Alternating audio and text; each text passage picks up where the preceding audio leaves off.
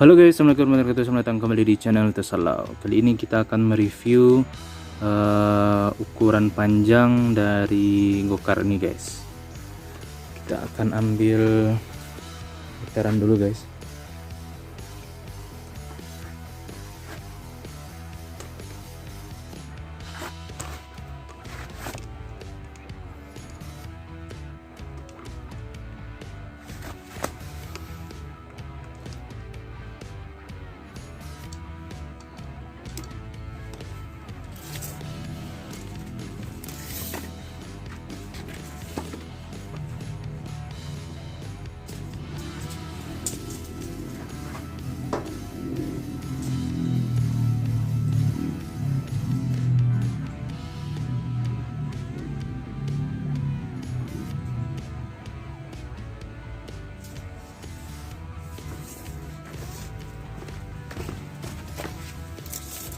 Oke, untuk ukuran rangka ini aja sampai ke belakang, sampai ke sambungan lengan ayun belakang itu 1 meter 105 cm atau 1 meter 5 cm. Nah, untuk ukuran yang di depan yang ini kita ukur dulu ya guys.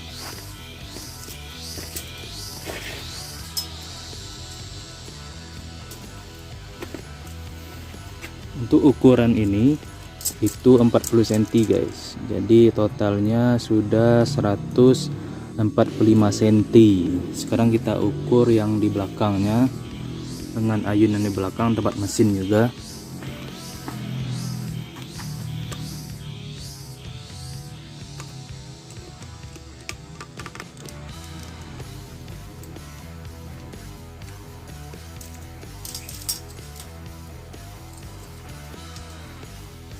Nah, ini ukurannya 50 cm.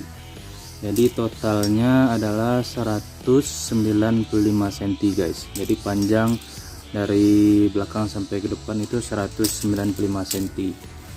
Atau anggaplah 2 meter ya guys. Sekarang kita ukur lebarnya.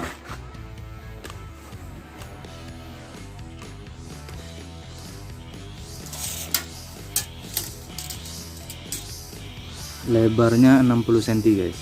Jadi untuk lebar langkahnya itu 60 cm dan panjang sampai ke belakangnya itu 195 cm atau 2 meter lah ya. Oke. Nah, ini joknya. Joknya saya menggunakan jok cafe gitu guys.